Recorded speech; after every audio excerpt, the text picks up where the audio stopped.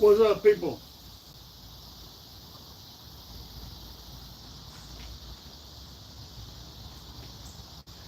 We are live.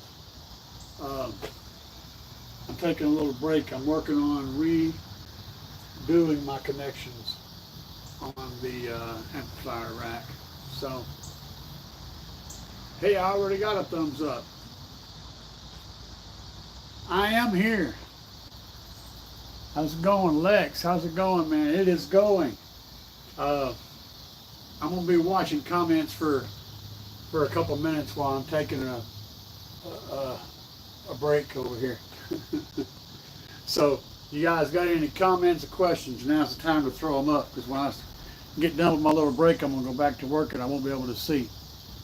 Hello from Australia. Lunchtime on Friday. Yes. Howdy, my friend. And good evening. Howdy to everybody. Just so y'all know, I had a stream going a few minutes ago. I'm using a new piece of stream software. It's called Prism. And I must be doing it wrong because it ain't working. It does the thing, but it doesn't do the thing.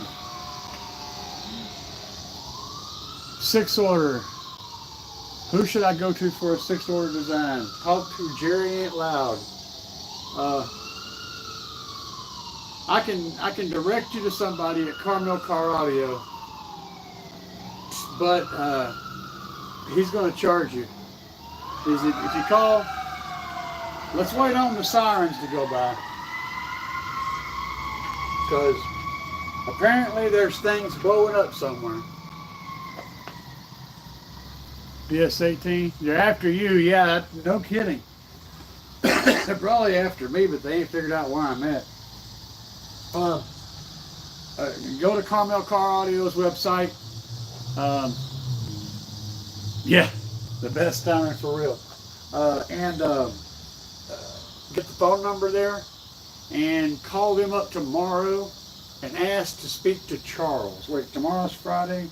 Yeah, he'll be there tomorrow. He won't be there Saturday, and he won't be over the weekend, and he won't be there Monday. He'll be there tomorrow, and then the next day will be Tuesday. So call and ask to speak to Charles.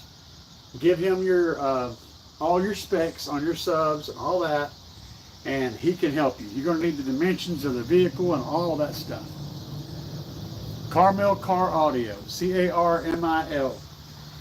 Google it, find them, and get their phone number. And like I said, call and ask for Charles.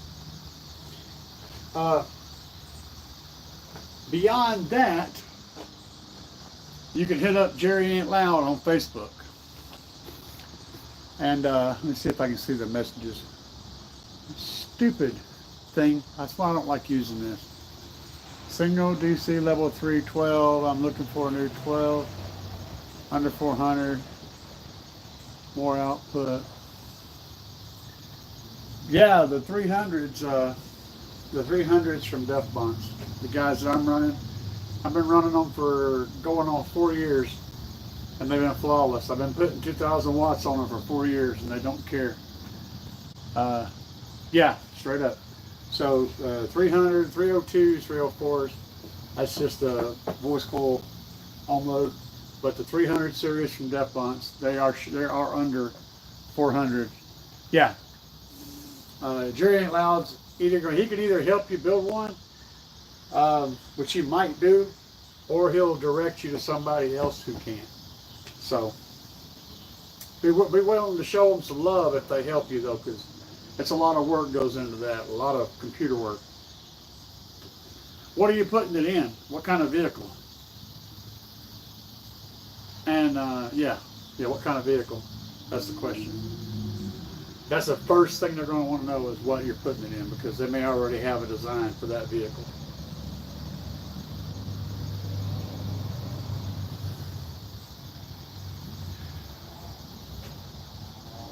I'm about half done with my extracurricular activity over here to the side, y'all, just so you know. What I'm doing out here is putting heat shrink on my connectors. I started this earlier. Like I said, I had it live, but for whatever reason, that Prism software doesn't actually, I don't know. No one ever shows up. I'll have 0 for an hour. No people. And I know that at least 4 or 5 people are going to show up. You know what I'm saying?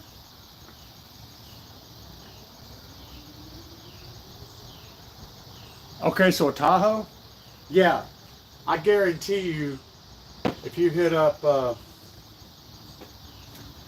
if you can get a hold of Jerry Ain't Loud and tell him you have basically a Tahoe. There's been one built, a bunch of them built, and he'll probably be able to find that dimensions out for you and get you 95% of the way there. But Charles will design it from the ground up. If you call him at Carmel, he will design it for you. And if he doesn't charge you, damn sure throw him a tip. Like I said, it's a lot of work. Going with 212s on my linear power, 5002 serial integrity, Tahoe SQL. That'll be sweet. What I don't like about this software is it makes all the chat fade after a couple seconds. So I have to catch it and try to read it. Top half, begging for massive amp. Shallow mount, the JL13 shallow mount and a Tahoe. Looking for some SQ with some L. The shallow mounts are not going to give you much L. I love them for SQ. You're talking about the 3 and the 5. They are amazingly good sounding thin speakers that work in a very small amount of space. But you're not going to get much loud out of them. Just you're going to get lots of SQ, but not much L. If you want some L, you're going to have to sacrifice some space and do like 4 big ballsy 8s, or maybe 2 or 3, maybe 3 powerful 10s, something like that. You're going to need a larger enclosure and some big old magnets. What happened to the Apocalypse? No, I have not found out yet. All right, I am going back to the car audio honky tonk. Yeah, you're damn right it is. I'm going back to work over here, so I'm going to explain to you guys what I'm doing. I won't be able to read your comments right away. I'll try to go back and check them here in a few minutes. Right now, I'm on my second power cable, and what I'm doing is I'm taking the doublers off, putting insulators on. I'm making this. I've got some tape wrapped around this one just to make it extra safe, because these are all hot, and making them not hot is extremely difficult. Why is this one being a pain? So I'm having to work with hot connectors. And that one's not wanting to go in there. Is that a different size? Yeah, it is a different size. Okay. This one has a different size. I never saw that coming. Let's see if I got a wrench over here that works. Of course there's going to be a different size one in the mix. That is too small. I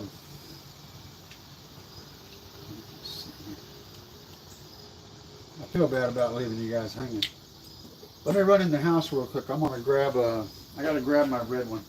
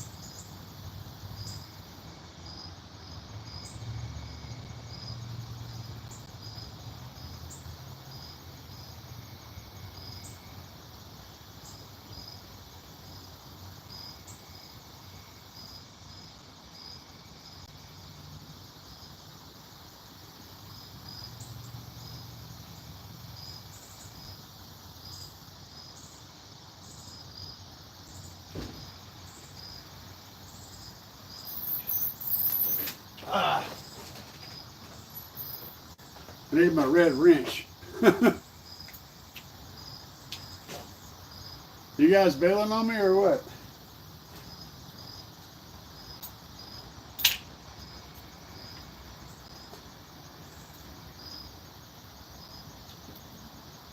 I guess they're bailing on me. Well, either way it goes, I got to get this crap done, so I'm going to hang out. Anybody that sticks around, I'll talk to you whenever I look over and see the comments. I don't blame you guys if you want to bail. This was an odd idea that I had. Hey, there we go. That one fits. That's being a real pain.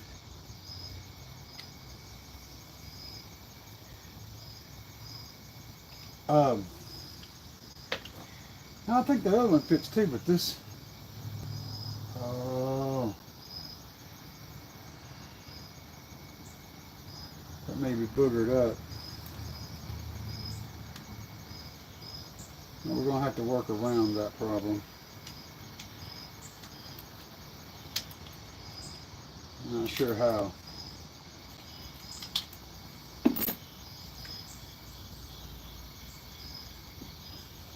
That one terminal's kind of boogered up. What's up, people? We're working on crazy stuff tonight. I'm just securing the power side of this monstrosity. And this is not your typical live stream. This is more of a live wire stream. All of this is hot, so there's like a big old lithium battery and a big old super cap, and they're both just itching to light me up right now. But making it not live is extremely difficult. And I ran into an issue with this because the stupid thing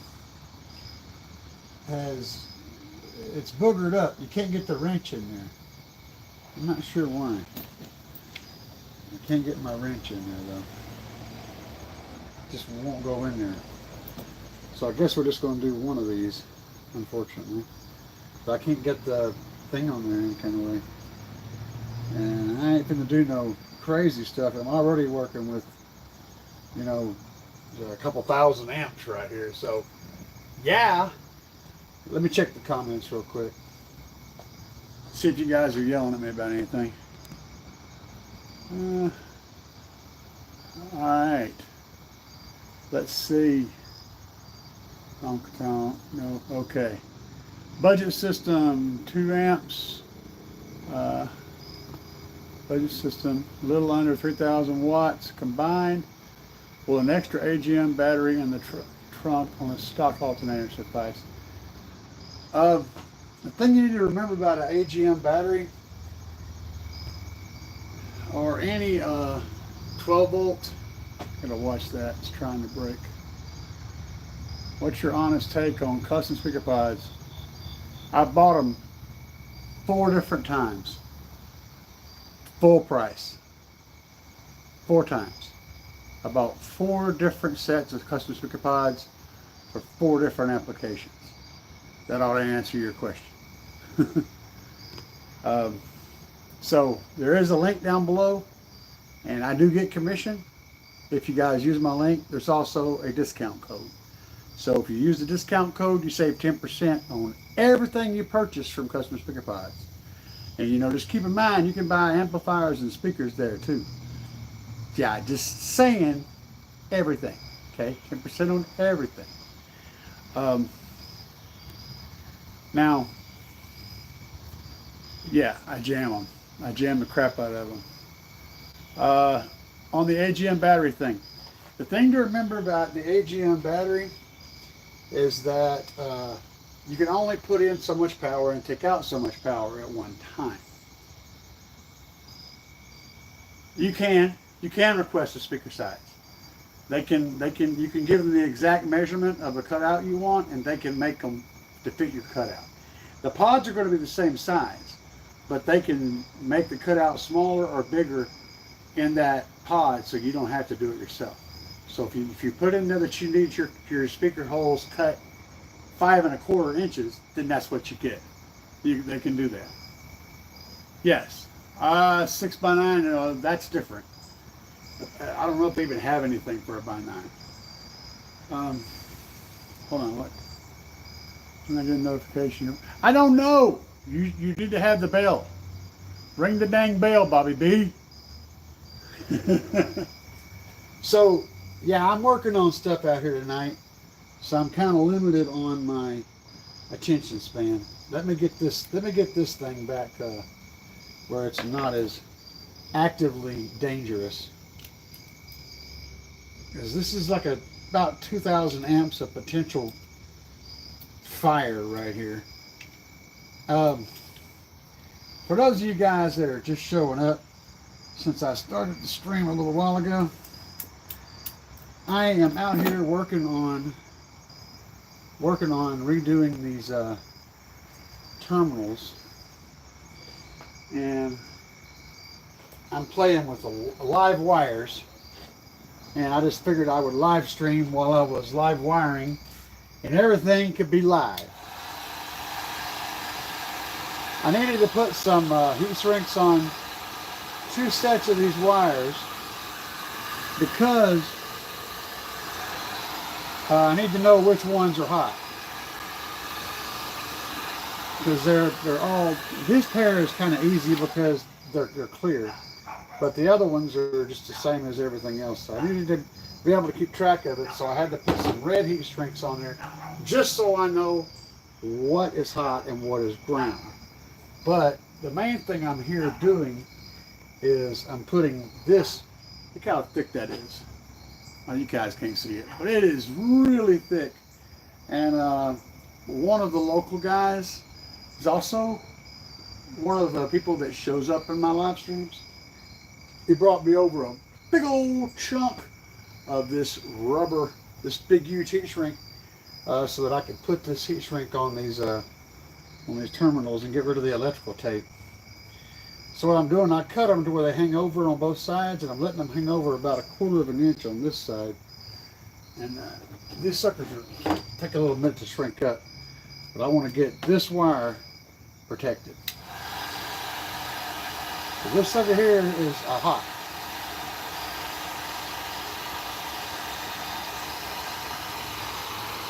Shrink, sucker, shrink there. Oh, why are you shrinking all quicker?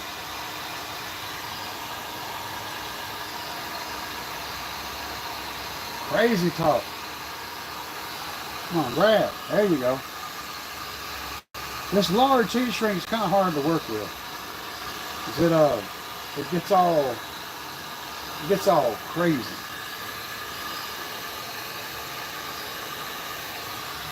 Hot. That's hot. Stop trying to burn your freaking hand.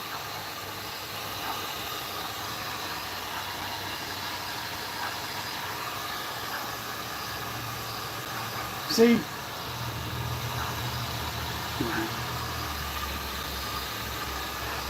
See, there's live, and then there's live.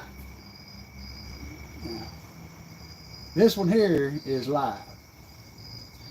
And so is this wire. So now I got a good heat shrink around all the corners and around the outside, and it comes back over the wire a little bit, and that'll offer that extra protection. So now these two guys are squared away. Now, the reason I do all this at one time, so it's kind of chaotic because I have to have all the power disconnected so that I can disconnect the speaker wires, because I'm going to change those out to a larger gauge also. So this is chaos. What are you trying to say? Hold on. Jeff Lund. Why is it? Oh wait, don't do that. Come back. All right, let's see what I missed here. Looks good in this door. Just got done detailing the Kia. Awesome. Awesome. Kind of, yeah, no kidding, right? Let's see. Jeff Lund, thinking of running 8-inch sub, some 3-ways in the front doors, some 6.5s in the rear. with say 2 or 3 amps, but I need more than a stock battery for this. Depends on your power. You say 2 or 3 amps. 2 or 3 of these, it's a lot of power. 2 or 3 of those is a whole different story. If you're running like less than 2,000 watts total, you know, you can usually get away with the stock system unless it's a exceptionally weak stock system. Like if it's a tiny little, you know, little car that has like an 80 amp alternator, then you're probably going to need extra batteries. But if it's an average car that has, you know, 130, 140 amp alternator, and you got a fairly new battery, you can get away with about 1,500 watts. I'm adding a little tape on this just as extra insurance while it's chilling out here on the deck. In case it decides to go visit somebody, I don't want no babies. You know what I'm saying? Don't want no babies. No sparky babies. No, no, no, no. Now I'm going to pull this other ground loose. I got to do both the grounds too. Properly. Leo. I got them kicked over here to the side. I did the positive wires first for obvious reasons.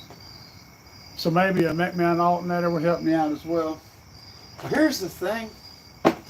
Yes and no. A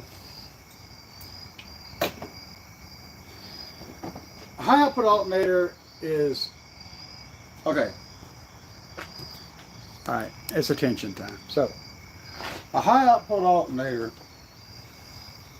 will give you more power, but it's only, like I said, for instance, you got a 300 amp alternator, right? That's 3,000 watts that's capable of supporting by itself.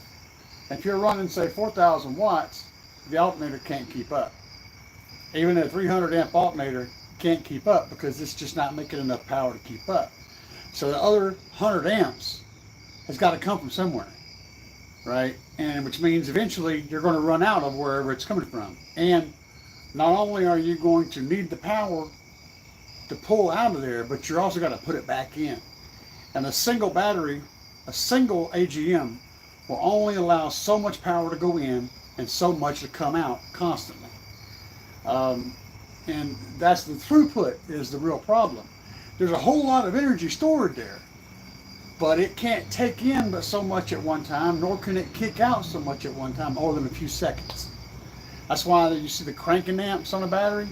That's how much power it can provide for a few seconds. It can't keep doing that. It's going to drop a lot after a few seconds.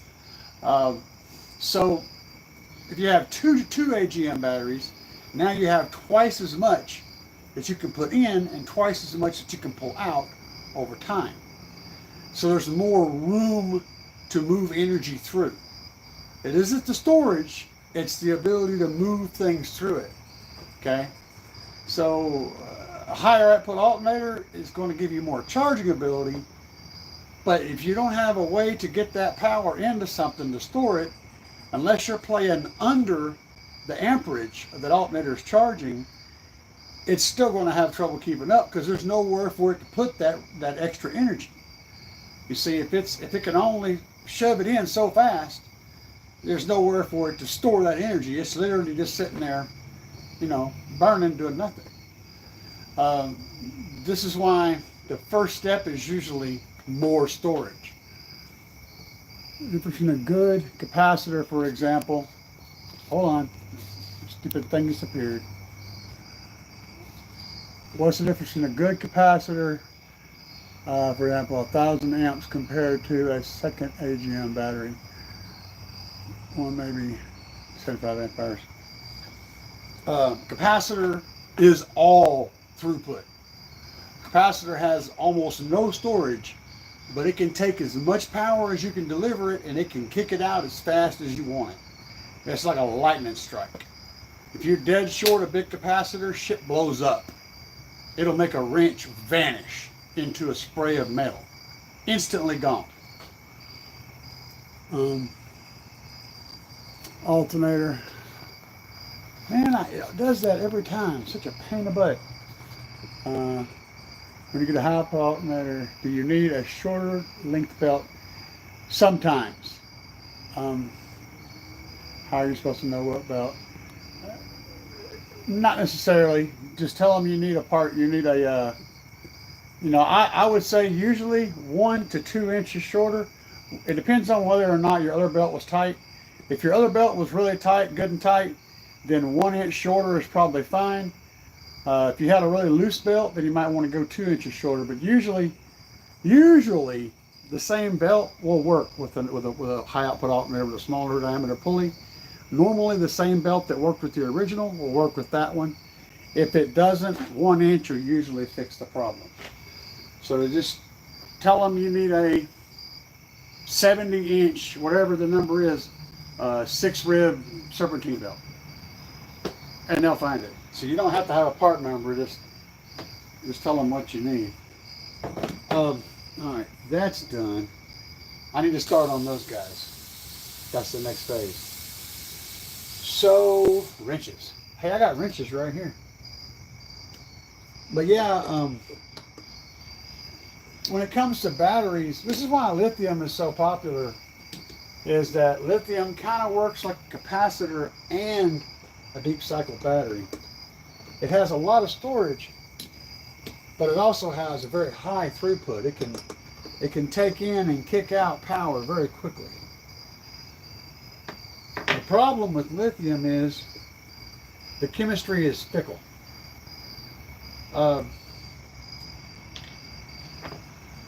Most lithium doesn't really care for cold weather. Of course, no batteries care for cold weather, but with a standard lead acid battery, they handle lead acid or AGM batteries handle being extremely cold in less destructive ways than lithium does. So that's a thing.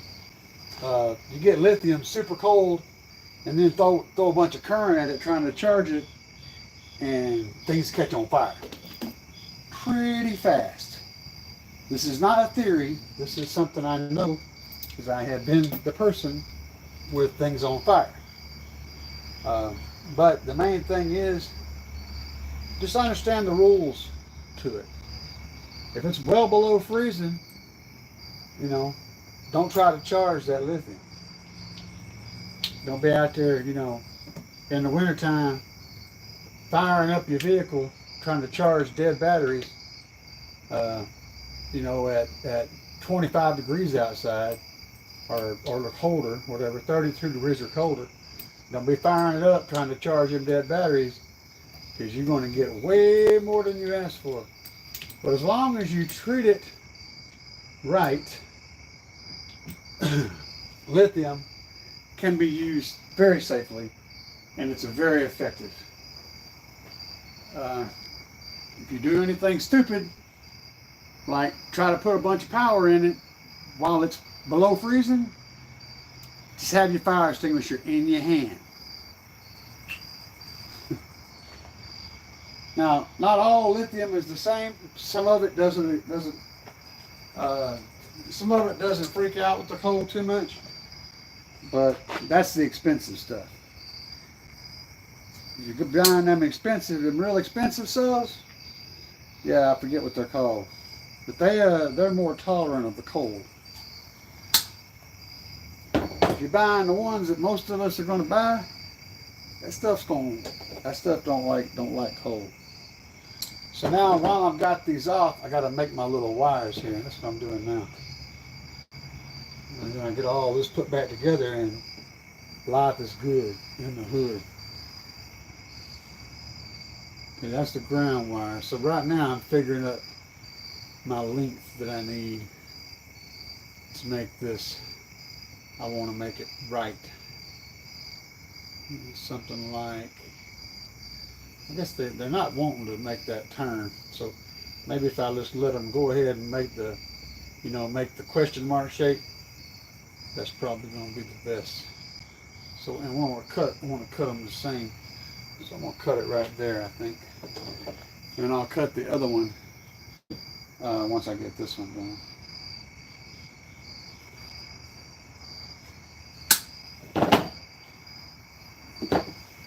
They can both be weird as long as they're both the same weird. I'm cool with that. So if we add this one to the mix now, I'm trying to get my wires, they need to look pretty, you know. So that one's going to go to there. That's a ground. But we can make it go there. And this one go here. Like so. Yeah. So I'll lay them together. Something about like that. So if I cut these the same length, it looks like they're gonna work out, I think. I'll look at that again. I know y'all are bored. I'm sorry. Yeah, it needs to be cut about right there to line up with that one. So yeah, same length. This is how I do wires. I'm very particular.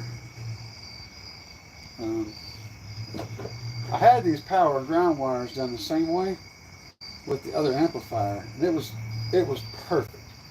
It looked like the 8-lane highway. It was beautiful. They all ran like that. Perfect.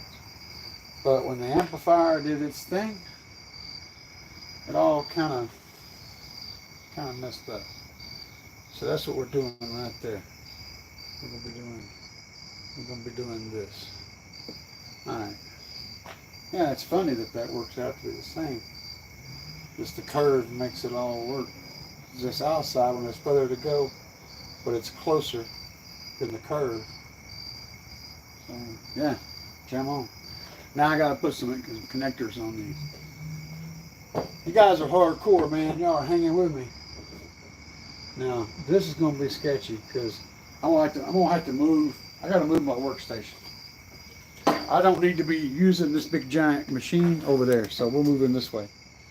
Y'all get a different view now. I'll get you down on the table.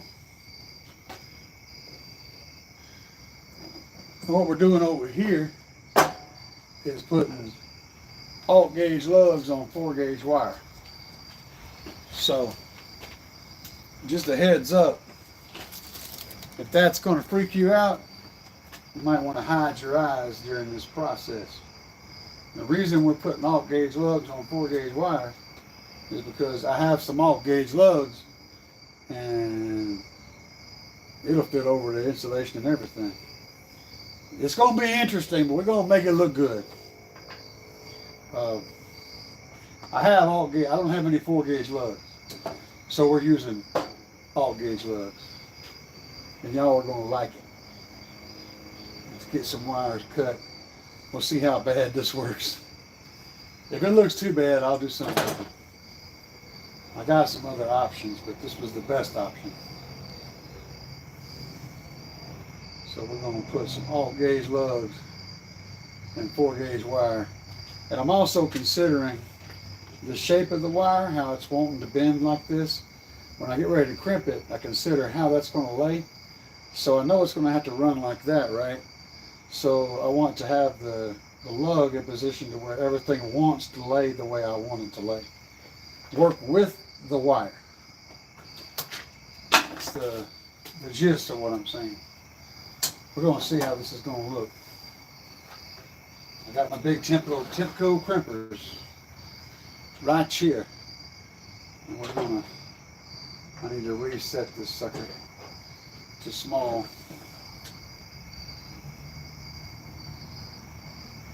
Or way on down here. Yeah, we're just going to set it somewhere right in that area, and then we'll adjust it on the fly if need be. So how is everybody doing tonight? I know I can't see what you're saying. I will take breaks periodically and read comments, but I am working on a project, and I just thought it would be interesting to stream while doing it. We're going to find out how this looks in a second. Oh, About to have a train wreck at me. I definitely got that. Well, you know what? On the side that you can see, it don't look bad, right? It made a deep impression over here, but I can fix that, and that's going to be hidden anyway. Is it a good connection? Yes. So I'm going to go ahead and fix that little bulgy bit.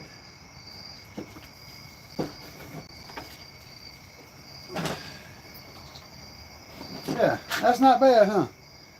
I know you guys can't really see it, but that's an alt gauge connector, an alt gauge lug, and a 4 gauge wire. It's New Concepts wire, so that looks pretty good. I'll go ahead and do the other one too, get it done, and then I'll heat shrink both of them. How is everybody this evening? Let me look at the comments for a minute. See what we got going on here. Lithium battery in the heat. Not as big of a problem. You don't want it in the engine bay though. You want to keep the lithium out of the engine bay. It's too hot. Is there a brand of audio related battery I like? I like cheap. Go to Interstate and look at their reconditioned AGMs. You can get them really inexpensive. When you're buying AGMs, you're typically buying like, you know, 4, 5, 6. And I ain't about spending, you know, $300 a piece on them suckers. So just head over to Interstate. You might get lucky and get some of their Extremes, which are really, really good batteries. That's what I got under my hood, one of their Extremes. Interstate Extreme. And, you know, for like less than $100 a piece, you get those guys. You can get them for like 50, 60, 70 bucks a piece. Like, I'm not kidding. Go to Interstate, find an Interstate close to you, and go check out their reconditioned batteries. Save yourself a ton of money. If you ain't got none of that jam going by close, if you got a trucking company close by, or a shop where they work on lots of big trucks, high volume, slip in there, get somebody you know there to hold back some batteries they pull off. They usually sell them back to the manufacturer for like $10, $20, $25 a piece. And usually when they pull them off a truck, there's only one out of the bank of 4 that's bad. You can pick those things up for next to nothing, but you need to know somebody. And you'll have to pay the recycle amount, so they're still, you know, they're still able to recoup that money. That's an excellent source of AGM batteries. And those are all really good batteries.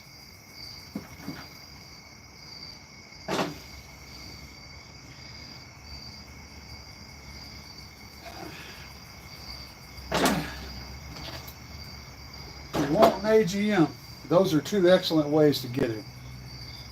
And like I said, when we buy batteries, we usually buy a lot. And there's no sense in spending stupid amounts of money, you know, for a new battery when you can get a 99% new battery for a 1/6 of the price. And it's still going to serve you just as well. Alright, we be jamming. Let's see, yeah, we don't need no Dumafuzis on there. So we just need to pull these off. Now strip them down. And we can get these 4 gauges installed. Then I can work on reassembling the power and ground side of this whole operation. For all of you folks that are just randomly showing up, this is not your average live stream. We are doing weird things. So just keeping it real, baby. And we're gonna give Carmel Car Audio the love today on the speaker wires. So actually, I don't have any black ones. That's frustrating. I may have to use electrical tape for now. I'm all out of black heat shrink. I could make them both red, but that's just going to eat me alive if I do. I guess that's what I'm gonna do for now. We'll just have to do them both red for now. It's so annoying because it's a pain in the butt to change. But actually, I'll tell you what, we're gonna do this. We're gonna do this because that one heat shrink looks weird. So we're gonna do a GP on one and a caramel on the other one. We're going to spread the love. Spread the love. We'll make the caramel one the ground that's got black writing on it. And we'll make the GP. So let me show you what I got going on here. See, one's black, one's white. Y'all can barely see that. We're going to do it that way. That's how we're going to do it. We're going to pretend like that was on purpose, and everybody's going to believe it. So y'all have to lie with me now. So yeah, he did that on purpose. He meant to do that. That was all part of the master plan. All right. Let's get some shrink here.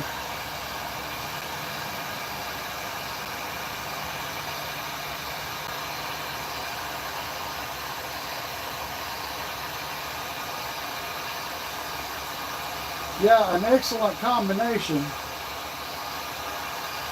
is supercaps and lithium combined together. And then you get all that awesome throughput for power to move through that storage, but you also get the storage as well for the lithium. And that combination is a beast. And that's what I'm running back here right now in my Tahoe.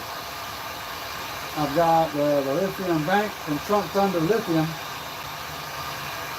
It's the little Banger 10K.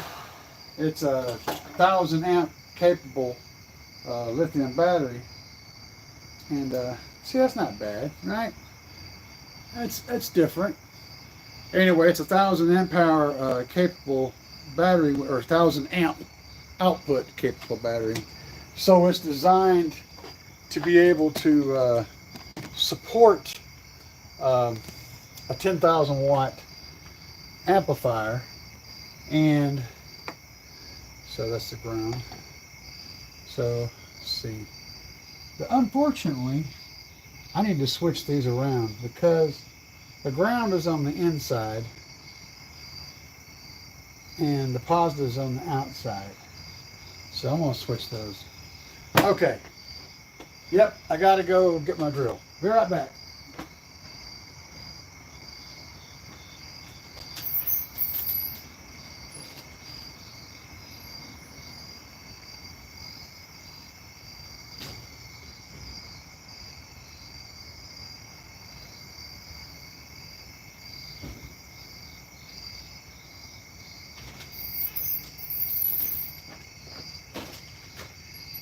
Now guys, I just scared the crap out of Base Cat.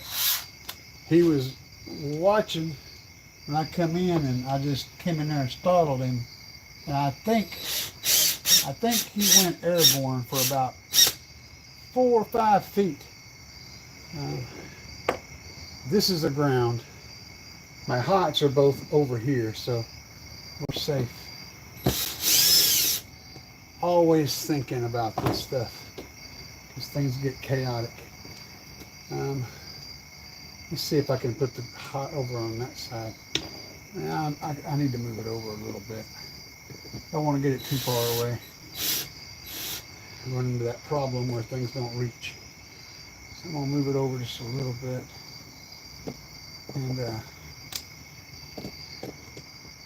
And give me a second and I'll check for comments. So I know I'm not a very good host.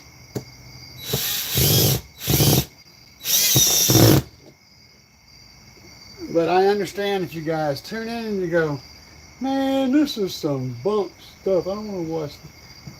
I totally get it. This is a very unusual deal we got going on here tonight.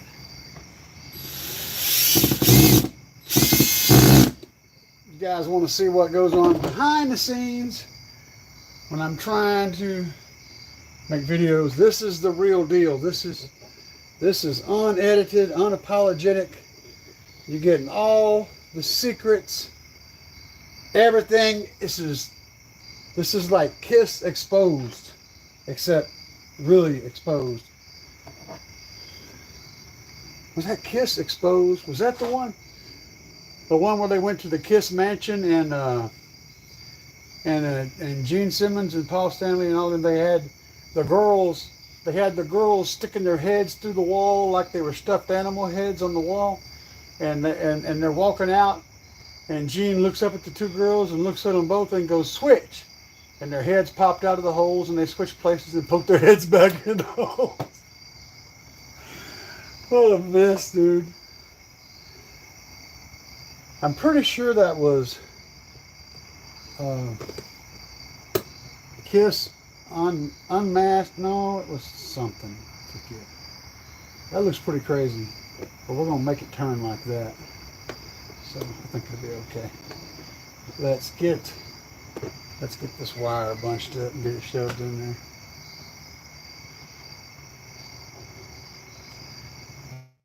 Yes, this is a long and weird string.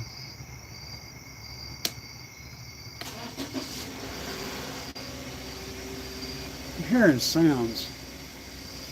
Oh. Somebody finally leaving work over there. I thought all those folks was gone already. So we need to put it in the ground. I'm gonna do the ground one first. Yeah, I put this together to go to the show, and man, the wires keep escaping. You guys yelling at me about ferrules right now? I know you are. You're like, man, use ferrules. There's reasons why there's not ferrules involved.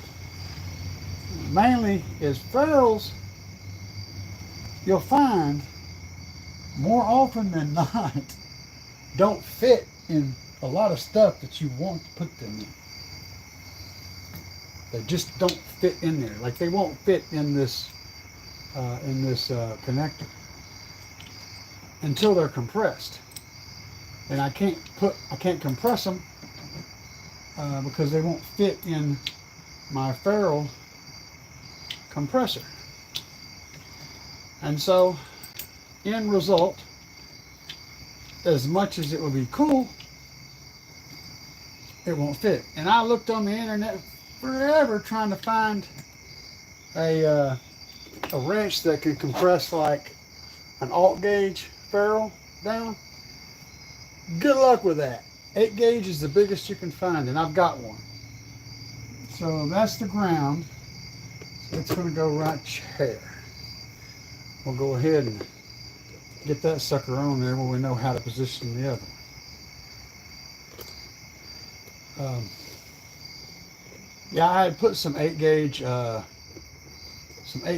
on here that I had already had made up.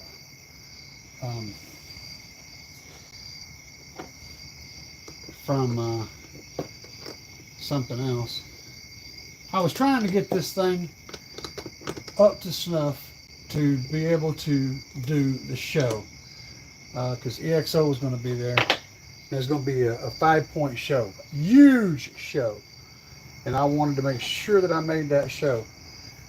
So I did, but there's a lot of little stuff that I did because I had to do it fairly quickly. Now I'm checking my little thing, and man, as much as I tried to keep strays out of there, I have a couple. I'm gonna have to cut those off. I must have rewrapped and restuffed those wires like 5 or 6 times, trying to get every single strand in there. That's alright, that's what scissors are for. Just take your time, man. When it comes to this stuff, the biggest mistakes that you make is whenever you get in a hurry and you're not, you're rushing something. As long as you take your time, pay attention to what you're doing, and check your work, you can get through this without too much pain, without too much blood. I was actually going to use alt gauge. I was going to try to shove alt gauge in here. I considered it, but it's just a little bit too small. You could probably get probably put 2 gauge in here. When I say 2, I don't mean dual alt, but actually 2 gauge. The main size between 4 gauge and alt gauge. And that is straight up not wanting to go in there. It's just wanting to sit on the outside and be an outsider. Oh, another thought hit me. Guys, read books. Ever in your life. I know somebody had to read a book at some point. Oh, one thing we don't want to have happen is these 2 wires become shorted between these terminals. That's a really fast way to destroy something. So I'm super duper duper careful about that. Always have been. In fact, when I get done, I think I'm going to take and slide some heat shrinks up on here and butt them to make sure that nothing is going to get involved. Because this is really fighting with me right now. This thing's backed off all the way. I'm going to go a little bit more just to make sure it's not causing a thing, you know? Causing a thing.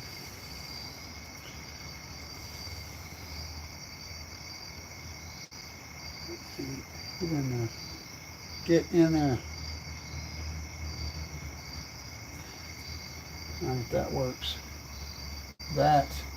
There's an escapee, but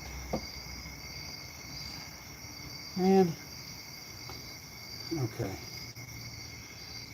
You know what I would like to have is some good fluxed out solder and a hot soldering iron, and I would I'd solder these bad boys together and this problem would not exist.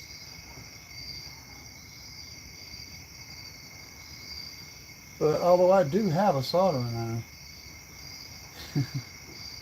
it's a joke. And the solder, man, this is not going well. And the solder that I do have for it is also a joke. This whole live event is basically me trying to shove this wire in this hole.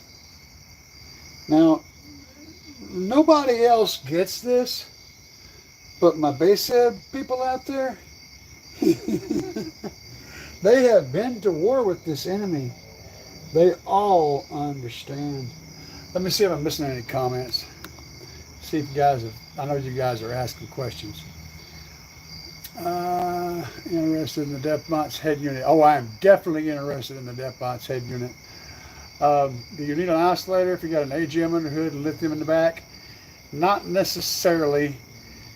Got to do what you got to do to get her done, you damn Skippy. What about lithium battery in the heat? Yeah. We already discussed that. You don't necessarily have to isolate them, but if you've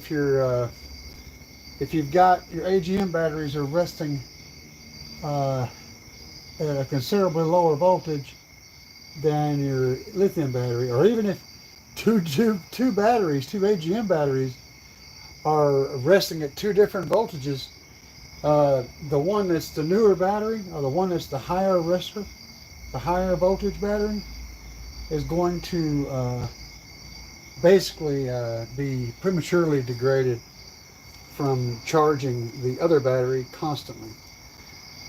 You will shorten the lifespan, you know. And the more of a difference there is between those voltages, the more shortening you do. And yeah, this is just gonna freaking really piss me off. And I'm gonna wind up just having to trim. I'm gonna do that because these things are driving me crazy. I'm almost wrench throwing mad just now. I'm really getting close. We're going to have, I normally don't like to do this, but in this case, this wire is overkill anyway. So we're going to trim a few of these little furries off here. You guys can't see it, but we're going to trim them.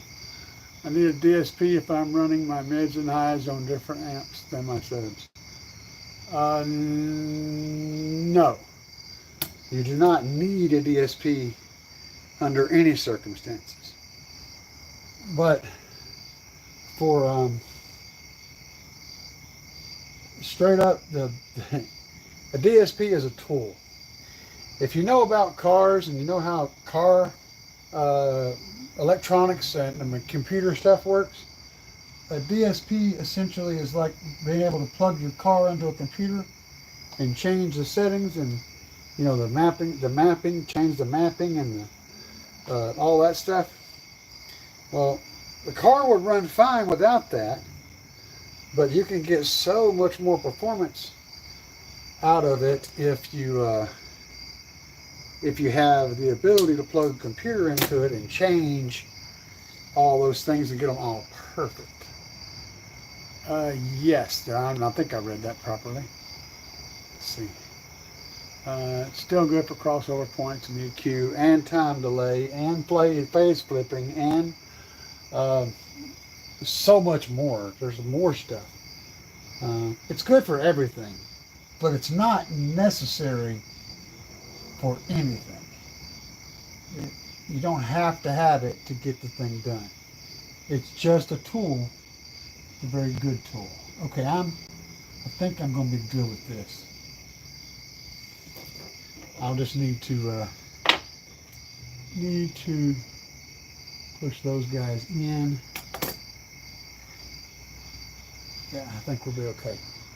So I'm going to slide a heat shrink up on here and sew this up. This wire has just whooped my butt. And it goes in there fine. There's plenty of room. There's like tons of room for it to go in there, but what's happening is it just wants to spread out like a little bushy tail, and bits of wire just want to jump out of there. And these two wires are pretty close together, so you don't want anything getting crazy. I've said any good suggestions on the on the what? On the DSP. Yeah, hang on 1 second. I had an expert that I liked. Because the car was told some have Bluetooth. Okay, DSP. That's what the question is do I have any suggestions? Okay, now here's how this works. There's a lot of DSPs out there. There's a lot of really good DSPs out there. There's a lot of DSPs that are probably better than what I can recommend. But I'm going to tell you how my brain works. You guys that don't already know how my brain works. And that's a scary thing if you do, because my brain's weird. But the way my brain works is I only recommend a thing if I have personally used, abused, trashed, smashed, and thrashed on the thing that I am recommending. Okay? I don't recommend a thing because I heard somebody say it was good. That's not how that works. That's not how my brain works. So, what I recommend is the audio dynamic, any audio dynamic DSP, any of them. They're all very, very good DSPs. I have had 2 different audio dynamic DSPs. I have a friend that has a 3rd DSP from Audio Dynamic, and I have a friend who sells audio dynamic DSPs, and I know the record of how very, very few times he's had a failure in one of those, and I know how how well they work when you go into trying to adjust things. So, audio dynamic, I recommend the 6.8, the 4.6, the 6.8, both ATs, auto tuners, or the non-ATs. The 8.12, or the 8.10, 10.12, I believe, are the hi-fis. All of their DSPs are phenomenal. I can say for 100% that they all are really solid. Now, is there a bunch more out there? Yes. Are they just as good? Maybe even better? I don't know. I'm only telling you what I know.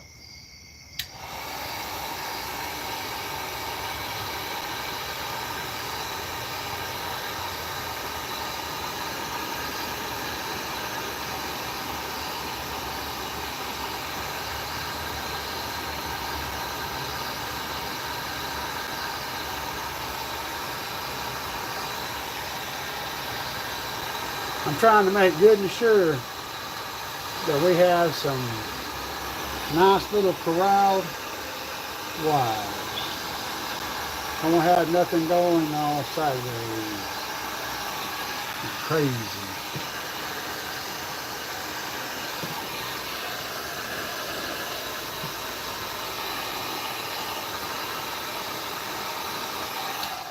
I think we turned that into a molten puddle. What do y'all think? Best investment ever of good heat gun. Actually, that's a cheap heat gun. Now, while that heat shrink is still nice and hot, you can get in there and you can kind of mold it around stuff. And as it cools, it'll take that shape and stay that way. Well, that's clean. Taking my time, working with junk. You know, everything about this is crazy. So that's the ground. Oh. That's the positive. And what we're hoping for is they play nice like that. Yeah, see, that looks cool. That's what we were shooting for. All right. Bob's your uncle. So yes, I literally will spend hours connecting 2 wires because I want perfection, as much as I can get it, within limits, I guess. If you're wondering why I use this purple wire, because I got some flags coming that are going to be Trump Thunder Lithium branded, purple and yellow in them, and one of them is going to go up here. It'll make sense then. Just saying. You guys that are sticking around right now are the first ones that are going to hear about that. Guys that snuck in here on this crazy live wire poking episode are going to get that, the first exposure. Take your time. See how the tweaking of everything just you can get what you're looking for. Just take your time. Train your wires. Pay attention to how they're running. All the little details. And then you can make it look cool. So, and if you don't, it's going to drive you crazy if it doesn't look right. So take your time and make it look right. You know what I'm saying? That's what we're doing. Let's see if I got any comments. I need to take a break here in a second. Got any questions? Yes, I agree with you. I can't pronounce that name right now, but I agree with you. And yes, Bluetooth DSP is a must. And there's a couple of different, when you say Bluetooth DSP, there's a couple of different things you could be talking about, or probably both. One is the DSP's ability to receive a Bluetooth signal like a car stereo is. We can literally Bluetooth to it and play music over it. That's one aspect of Bluetooth DSP. The second one is a DSP's ability to be tuned by a device that's connected to it through Bluetooth. In here, I can do both. I can tune with a tablet or my phone, and I can also plug in to, see if I can get you guys a little shot here. I can also plug into this cable right here and plug that into a computer and tune my DSP. And that's not my DSP. My DSP is inside there.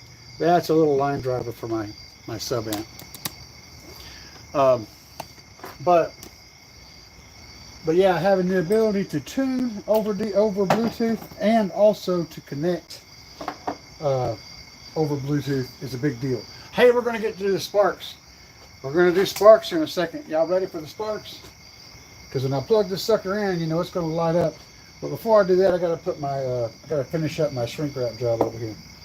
So I stopped that because I needed to get this done. Then I could worry about hooking everything else back up over here.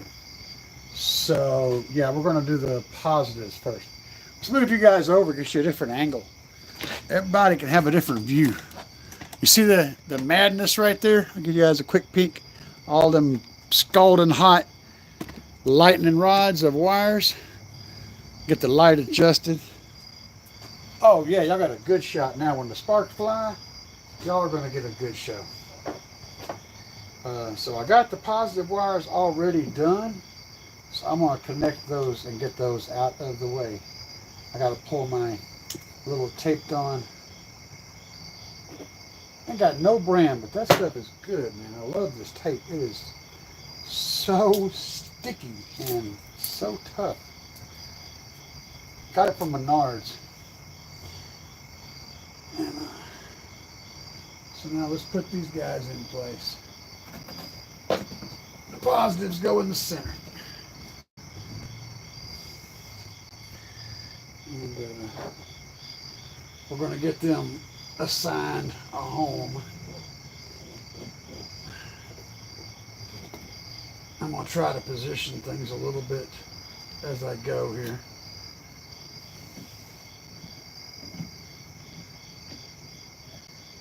Now this is where you put the torque on them. You do not want them coming loose. But I got some nice, heavy, tough shrink wrap on these guys now. Now let's see if I can make these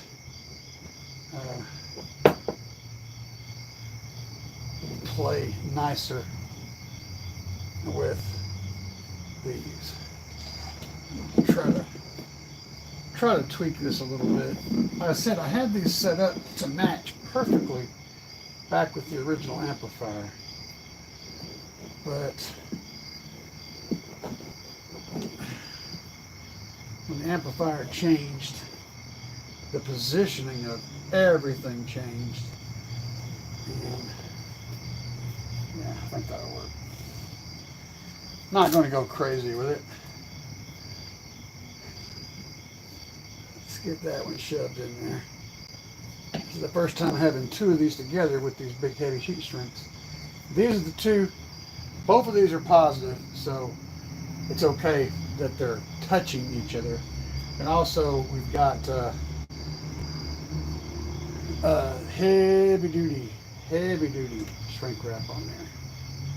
So let's get this bad boy sucked in. Now the one thing I have to watch out for is there's only so much space between this one and this one, and then between this one and this one.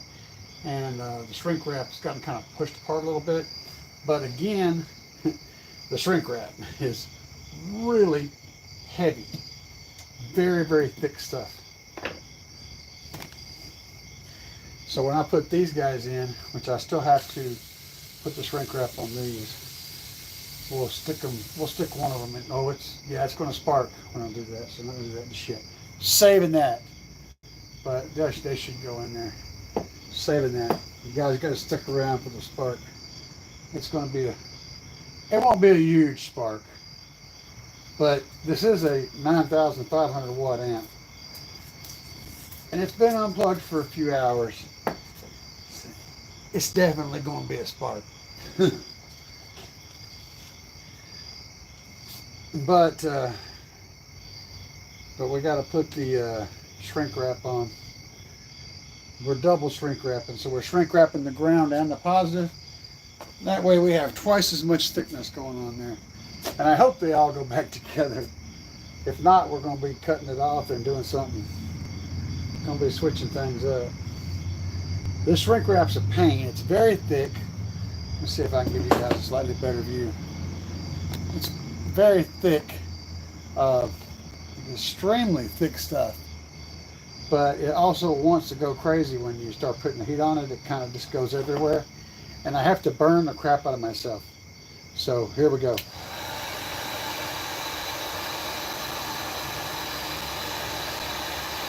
It takes a lot of heat to get it going. And then it doesn't necessarily want to be even. So you've got to grab it and kind of manhandle it in the position.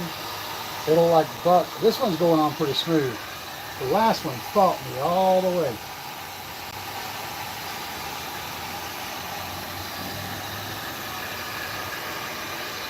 This does have the glue in it. This is some really, really nice heat shrink. Very heavy. And it does have the adhesive inside. This is some really thick stuff. So while it's still nice and hot, get in there with your finger and you can dab that edge over and get it to flatten out. Same thing on the back side. You can push it up in there because that glue is going to hold it in place when it cools. You kind of push it up around there and get it nice and tight. So now we've got so much of this is covered with this really thick heat shrink. And we got one more to put on, and we'll be doing the big nasty. I'm gonna cut this zip tie off of here. That was a leftover from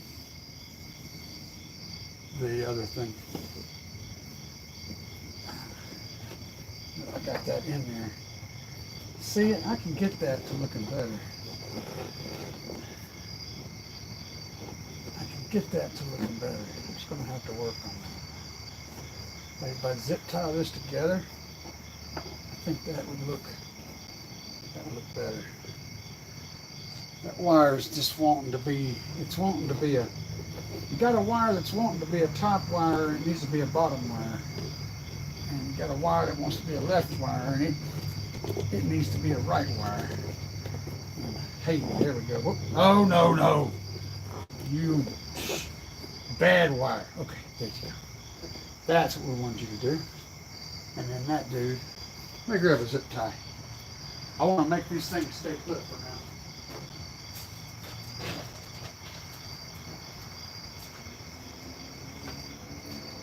Yes, like any hardcore bass head, I keep zip ties in my door. I also have panel tool in my console, as well as a bunch of other odd tools. I just want to get these grouped so that I can train them. Maybe not right now, but I want them to be. I do want them to be grouped so that everything else can go into place with them grouped. For training purposes later.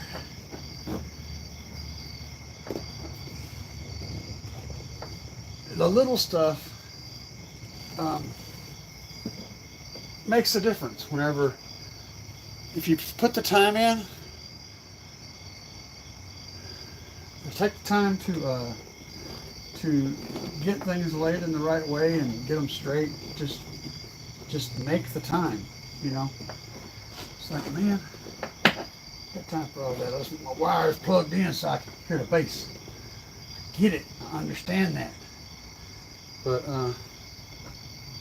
make the time to organize things, and later on, you'll be glad you did.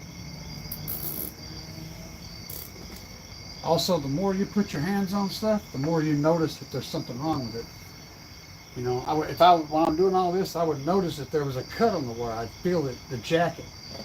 You know, I'd also notice that there was something loose it would be pulling out. Putting your hands on it is a good way to check it. You know, just put your hands on it. Look at it. Just look at it. Also paying attention to how this is run. See how this wire is crossing? So when I put this back together, I've got to have my flat spot on this side, but I'm probably going to do that twist right there and then figure out how to lay this in like this. I'm not sure exactly how it's going to go yet, but I'm already thinking about it. Let's get this other one insulated with its final insulation. It's like Final Destination except cooler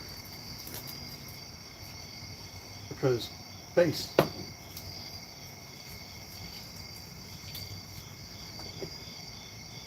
So I don't know if I've ever watched a live show where someone was legitimately working on something for the entire length of the show. You guys are crazy. These people are hardcore. I mean, hardcore. I'm down though. If you guys are down, I'm down. We're going to finish this together.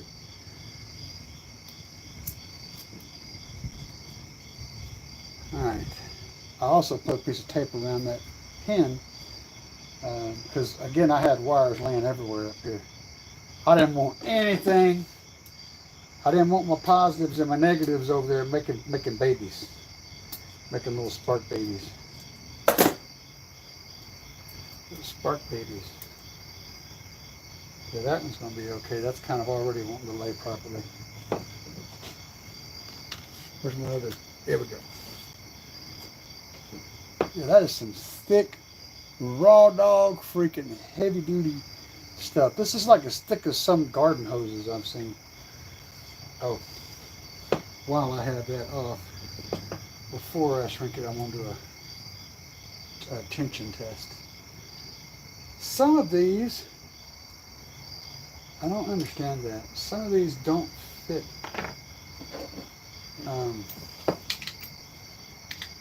I noticed that some of these don't fit the same Allen key. There we go. This one fits that. They were good and tight, but now they're extra good and tight. Let's get her done. Who all's got the beer ready for the Sparkies? You know, the last time I caught it on video, I threw a fuse in the engine bay.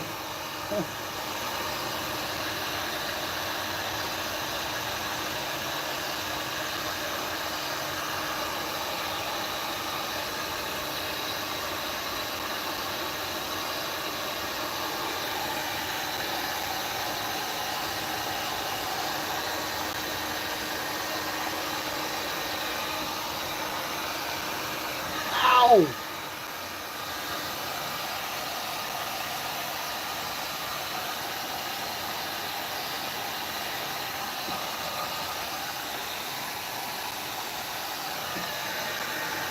This is not your sister's hairdryer.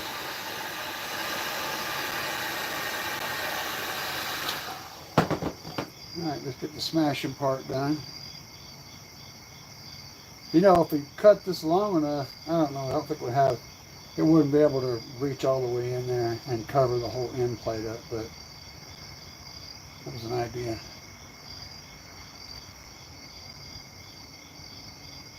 Let's get a nice, I love it, that's solid. Okay, hang on a second. Got to make sure I'm not going to trip over anything if I jump. Here we go. We're going in close. This one goes on the bottom. We can reposition them once we spark, but we're going to spark. Everybody got your drink spit gun. Don't want to spit milk on yourself. We all set? Here we go. It's probably going to be nothing.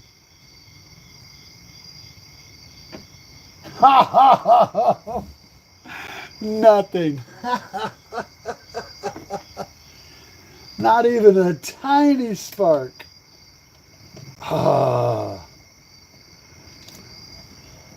Not even a teeny spark. That was total dry. That was total dry sex, man. Okay. I'm as surprised as you guys are.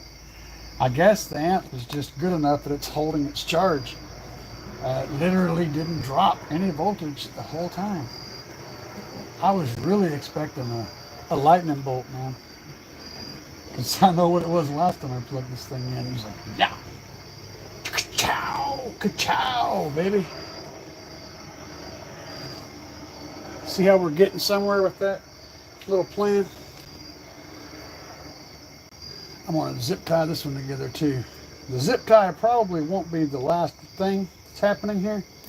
It's mainly here to train. So I can get the wires grouped and positioned, and then also keep them this way so that they will train. This is kind of the idea I was going for, is a nice swooping thing. Now what I don't know is if this one's going to have enough swoop to swoop all the way around behind this other one, and it's going to require some more positioning. Oh, we're going to need a little bit more. Oh, I kicked the tripod. I bet y'all jumped after the whole spark scare. Let's see if we can get around here and make this work. I don't see it happening. It's going to require some more manipulation. Going to require some more manipulation.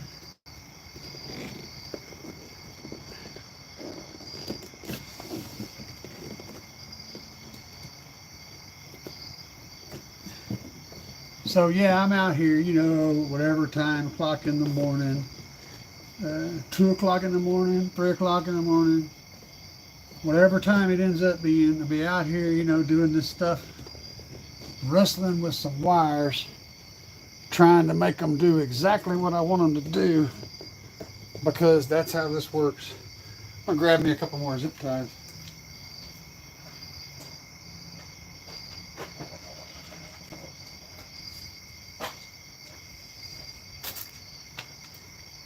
I figure it's all or nothing, right? I mean, it's either going to work or it's just going to fail. There's going to be nothing in the middle. We're going to do this. We're going to make these wires behave. We're going to get this suckers to bunch up and act right. We're going to force them into submission at this point. Let's see if I can. Oh, I'm getting closer. Getting closer. Got a little bit of stretch in here. Very, very little. I might be able to come around and slip underneath it. And yes, I'll cut all the zip ties. I know there's got to be at least one person going, no, them zip ties are hanging, man. Trim them zip ties. They'll get trimmed. Just calm yourself. Don't overwork your taint. No, we don't need any taint explosions.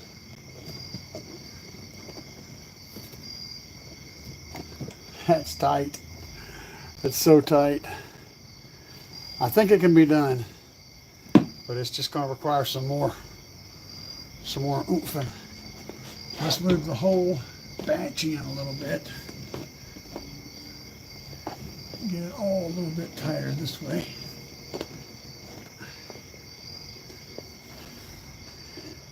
That one stretched out as much as it'll stretch.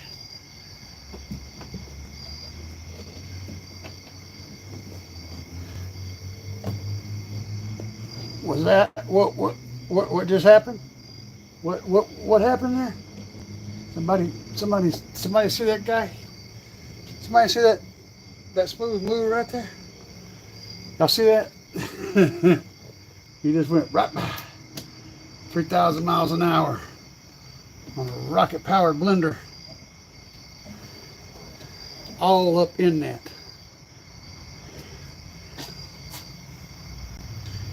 Yep, that's crazy looking. Crazy looking.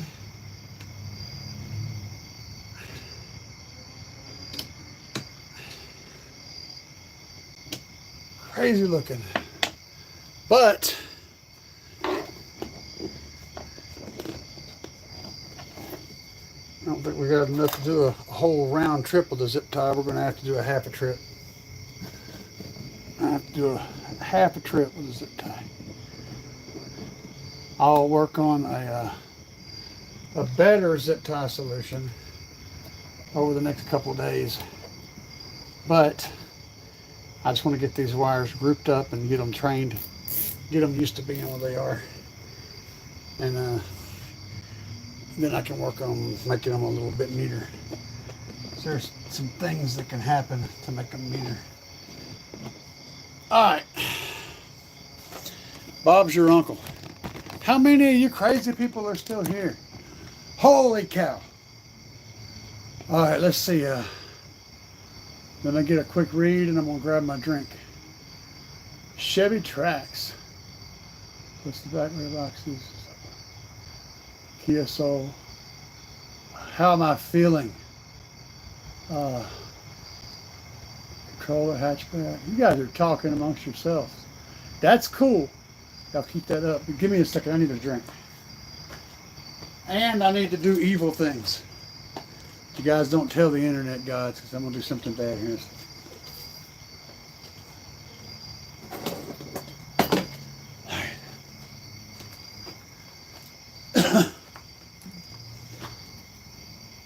Something y'all never see me do. But you all know I do. Oh wow, I look like evil. Okay, that's going to bother me. That's a little better.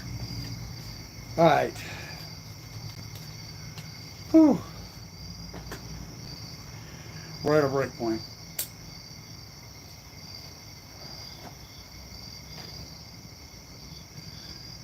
All right, let's scan the comments while I indulge in some nicotine. Let me go back up here a little ways. Sky high. Let's see. Knowledge of that. I have a question. If the car is total but you have access to get your sound equipment, are you able to take them out? Will the insurance company prohibit you from taking it? I literally have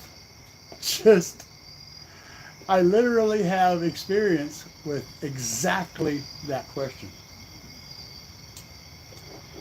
And here's the answer. Maybe. Right? I know. If you have access to the car and you can take the stuff out of it, the thing is, whatever you file, whatever you leave in the car, you file it on insurance. So if you file on insurance that your audio equipment was destroyed, then your audio equipment needs to be destroyed in the vehicle. If not, you can take whatever you want out of there as long as you don't add damage to the vehicle. If they know that you've added damage to the vehicle, that could theoretically void your claim, or at least significantly reduce what you get for it. The best option is to file that equipment on your insurance. Let me see what you said.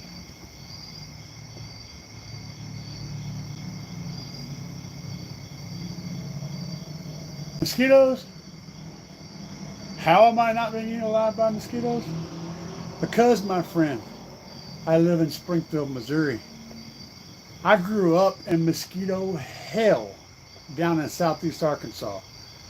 After the dark come in, if you wasn't inside, you wore a mosquito coat everywhere. They would literally be on your eyeballs and up in your nose. You'd be breathing mosquitoes in the fog.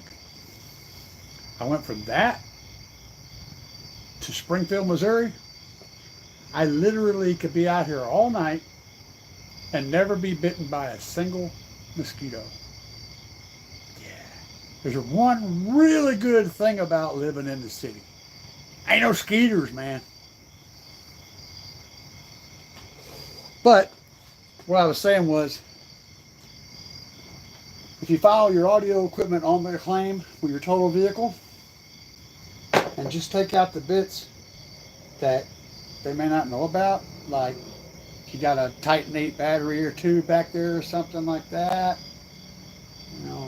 something that's the things that are really expensive that the insurance company probably won't know about, and you can probably get away with that kind of stuff. But if you're going to file it on your insurance, you need to have some destroyed equipment in there so they can see it. And take millions and millions of pictures of everything. Because pictures, lots and lots of pictures of everything, every angle of everything. That all helps in court. But I did not tell you to commit insurance fraud, just so you know. That's not what I said. I did not. I am not a lawyer, nor do I play one on TV.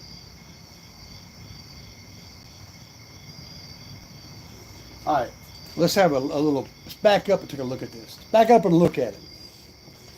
Because part of what the job is for a man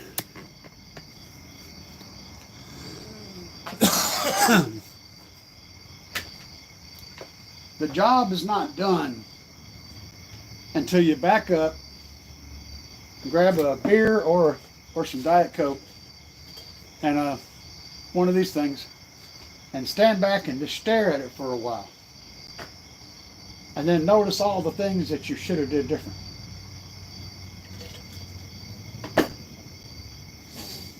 You guys are probably thinking, but are you going to crank it up?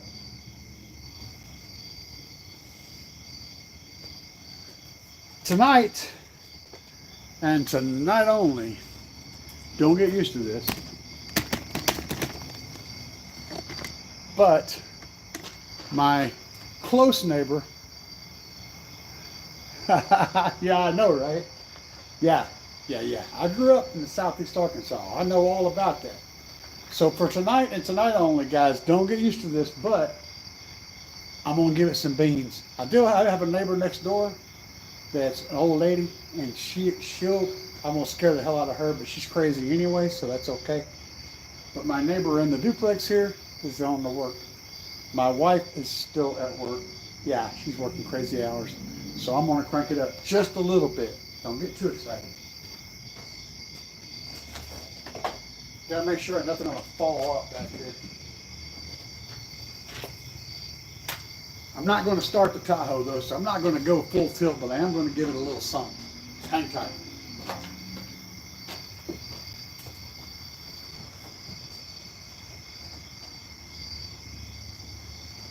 I do need the keys.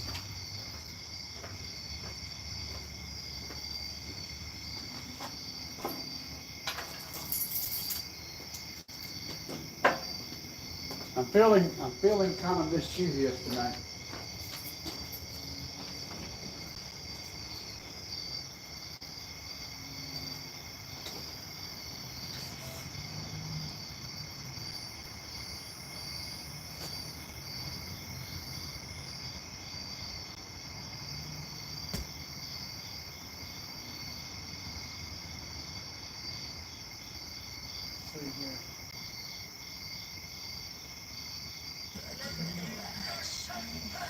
Welcome to get Rustified. I am the best bitch. Here with it, here with it. Here with it, here with it. Here with it, here with it. Here with it, here with it, here with it, here with it, here with it, here with it. Here with it, here with it, here with it, here with it.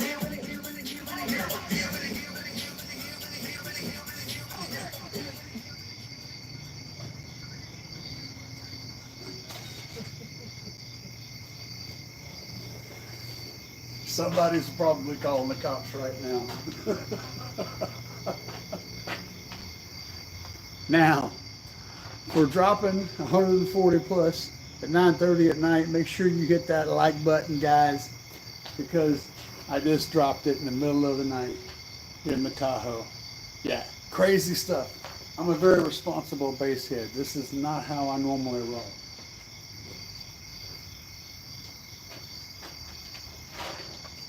And I dropped Hillbilly.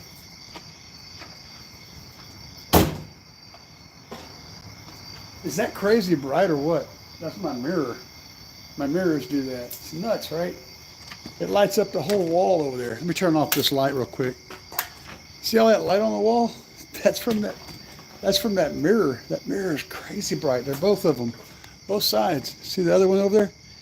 That white spot on the wall? Yeah. It's nuts. Don't worry, I'll get it out of your eyeballs.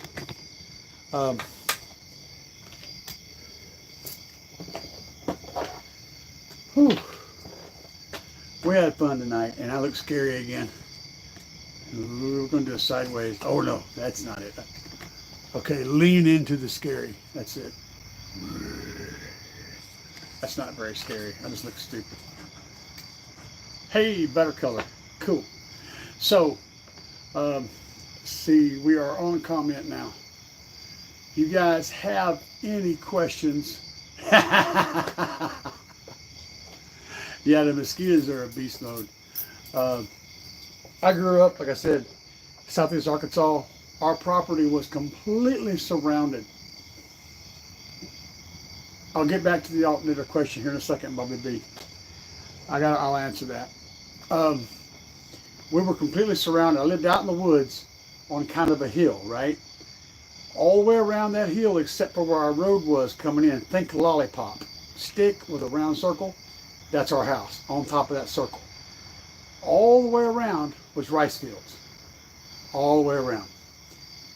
Just before it started getting dark, as the dark moved across the land, you would see walls, a swarm, a fog of mosquitoes coming in. It was insane.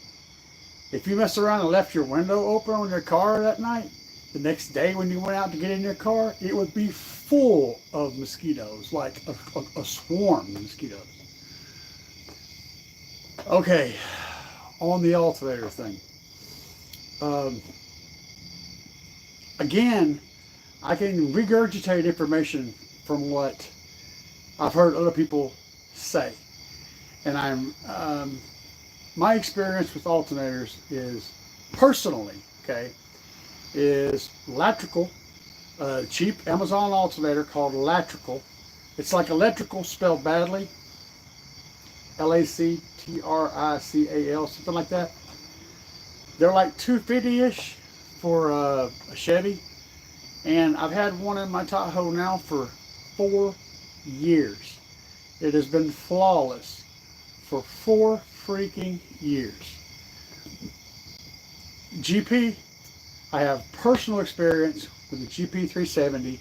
When I first got it, I had a regulator issue, had to take it back.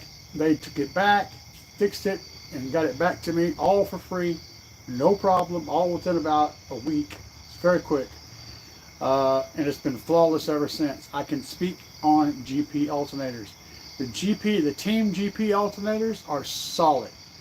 I've got about a dozen teammates and other people, other fellow baseheads in my area that I see on a constant basis that are all running Team GP alternators, and we have no consistent problems out of any of them. Okay, I can speak on those two hardcore. Now, as far as what I've heard, honestly, Bobby B, me and you both have heard most of the same stuff. No, Tyler does not sponsor me. I've been trying like hell to get Tyler to sponsor me. I'm going to tell you something. See this? You see these heat shrinks? I bought these. I got a discount because they were rejects. They got the white ones, and they thought the white ones didn't look all that good, so they had a whole bunch of them, and nobody wanted them, so he sells them. He's still trying to sell them things. Sells them at a discount, but I had to pay the same price anybody else would pay to buy these things. Well, the only thing he's ever given me, I don't have them handy, But these heat shrinks that I put on the amplifier on those terminals, Tyler sells a red and black versions of those that are pre-cut. He handed me a red one and a black one. He said, here, that was my sponsor from GP. That is literally the only thing he's ever given me at all. Do I get a discount? Yes. If you're local and you go to a show, okay, you can get discounts at the show. Because anybody that shows up at the show is going to get a discount. Anybody who shows up at the show is going to get the same discount I get. It's usually a pretty good discount, but you got to physically be there to get it. And it ain't me, it's just because I'm there. So no, I am not sponsored by GP in any way, shape, or form. I don't get anything from GP that anybody else doesn't get. The only special treatment I get, really, is, and he'll do this with anybody that lives in the area, if I order something from GP, then he'll bring it to the house. He brings it over personally. But I have to pay full price for it, or whatever the discount is that everyone's available. So no, GP doesn't sponsor me in any way, shape, or form. Tyler's a hell of a nice guy. He's an awesome guy. They're all great guys, and I know them all quite well, but I don't get any special treatment from any of them. Next question. Beyond that, I've heard Ohio Generator's good, and Brand X. I know a few guys that are running Brand X and have good luck with them. We have my buddy Carmel. He favors Ohio Generator for whenever he recommends an alternator or a GP. The reason he favors Ohio Generator, I think, is because the price is a little bit better than it is at GP. And price conscious, you know, keeping price in mind.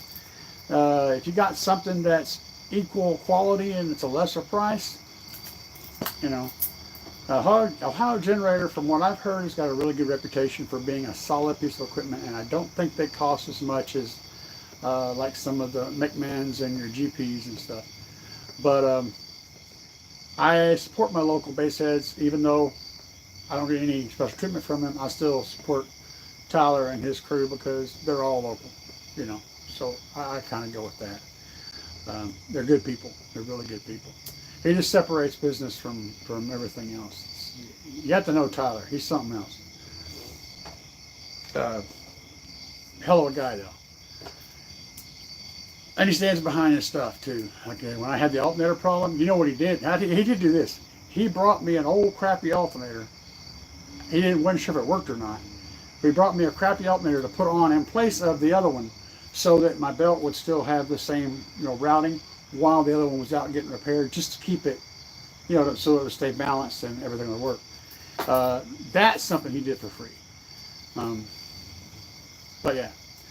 So, any other questions tonight? This long, like, extended insanity that's a live stream tonight. We're going crazy. Oh, and by the way, I know my audio probably sounds like warmed over ass, but that's going to change. I've got I hope it's going to change. I got a mic ordered that's going to be a pack with a lapel mic and or a boom mic. No, I have not. Right now, I did clean it though. I got the oven cleaner, and it's in a video. I showed a little clip. But I got the oven cleaner and I cleaned it some more. And I gotta get a tank of propane. I ain't got no propane yet.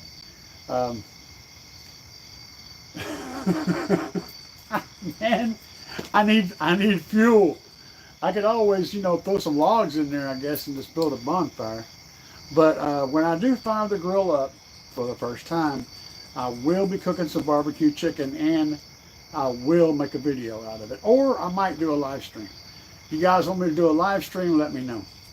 But I will be getting a new mic, and that mic's going to be a lot better than right now. I'm using the phone mic. So grilling with gasoline. See, no, Bobby B, no, that's not how that works, man.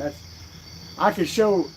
I don't have the scar anymore because it's been so many years, but my cousin and I piled up this huge pile of brush in his front yard, and he wanted to make very good and sure that it all burned. So goes around dumping gas, dumping gas, like 2 gallons of gas. You know, it's like the old Eddie Murphy routine from Delirious. You know, put some more gas on there. Put all the 2 gallons of gas on there. Yeah. See, that's a fire. Now that's a fire, right? Roll Charlie around. Put him out. He'll be all right.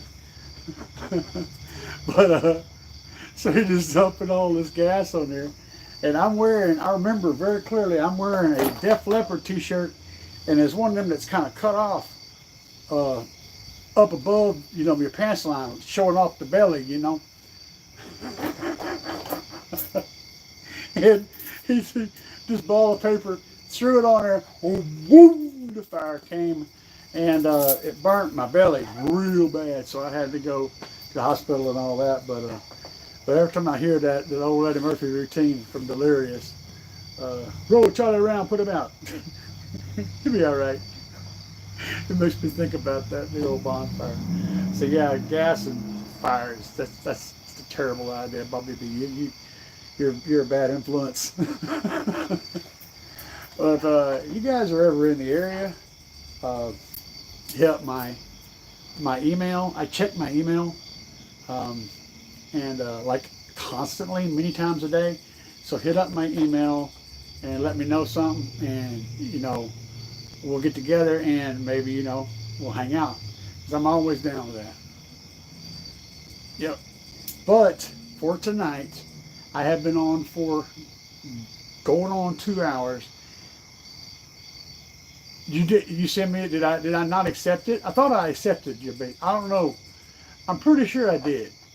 I check my Facebook not nearly as often as I check my email. I check my Facebook maybe once every day, maybe. But my email, I check it constantly, because I'm constantly communicating with sponsors and other companies that are trying to be sponsors.